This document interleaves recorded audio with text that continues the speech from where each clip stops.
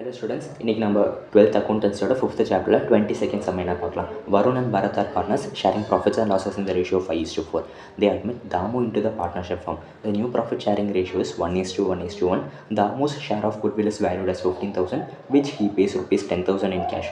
Pass necessary journal entries for adjustment of goodwill on assumption of fluctuating capital method is followed.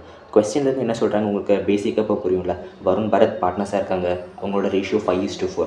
இப்போ வந்து இந்த சம்மில் என்ன கொடுத்துருக்காங்க, ஓல்ட் ரேஷியோ நியூ ரேஷியோ கொடுத்துருக்காங்க.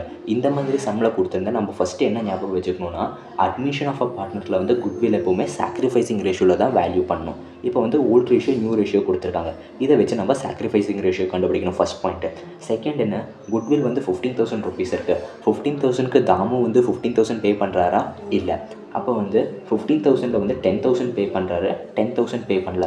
அப்போ என்ன பண்ணுவோம், நம்ம அவரோட கேபிட்டல் அக்கௌண்ட்டில் வந்து எடுத்துப்போம். இதெல்லாம் வச்சு நம்மள ஜேர்னல் என்ட்ரி போட சொல்கிறாங்க. இப்போ இதை எப்படி போடுறதுன்னு பார்க்கலாம்.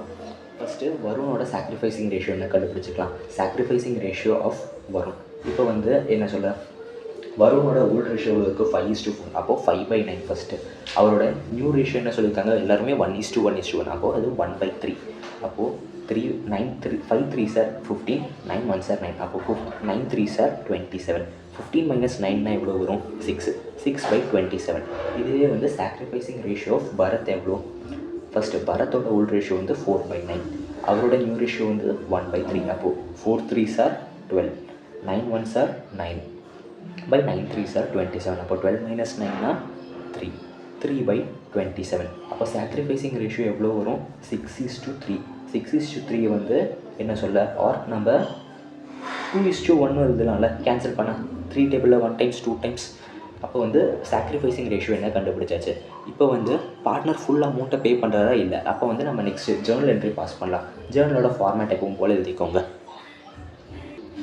எப்போவுமே நம்ம எழுதுகிற மாதிரி எழுதிக்கோங்க. ஜேர்னலோட ஃபார்மேட்டில் date, particulars, LF, debit and credit. இப்போ வந்து நம்ம எல்லா சம்லையும் நம்மளுக்கு இப்போ ஒரு 4-5 சம் நம்ம இதே மாடலில் போட்டோம். இப்போ வந்து பேங்க் என்ன சொல்ல, நியூ பார்ட்னர் வந்து அமௌண்ட்டு குட்வில்க்கு கொண்டு வந்தால் பேங்க் அக்கௌண்ட் எழுதுவோம். இப்போ வந்து தாமோட கேபிட்டல் அக்கௌண்ட்டு நம்ம ஏன் எழுதியிருக்கோம், அவர் வந்து என்டையர் அமௌண்ட் ஆஃப் குட்வில்லை பே பண்ணல, only the part of amount தான் குட்வில்காக பே பண்ணியிருக்காங்க.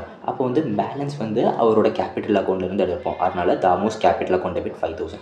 இப்போ வந்து 15,000 ஆச்சா, குட்வில்லோட வேல்யூ வந்து நம்ம கரெக்டாக்கியாச்சு. நெக்ஸ்ட் வந்து இதை பார்ட்னர்ஸ்க்கு கிரெடிட் பண்ணி கொடுக்கணும். என்ன ரேஷியோவில் நம்மளை வந்து நம்ம சாக்ரிஃபைசிங் ரேஷியோ கண்டுபிடிச்சிருக்கோம், 2:1 ரேஷியோவில் கண்டுபிடிச்சிருக்கோம். அப்போ அந்த ரேஷியோவில் வந்து நம்ம பிரித்து கொடுக்கணும். அப்போது 15,000 × 2/3. 3 டேபிளில் 3 1 டைம்ஸு, 15 வந்து 5 டைம்ஸ். அப்போ 5 2s are 10,000.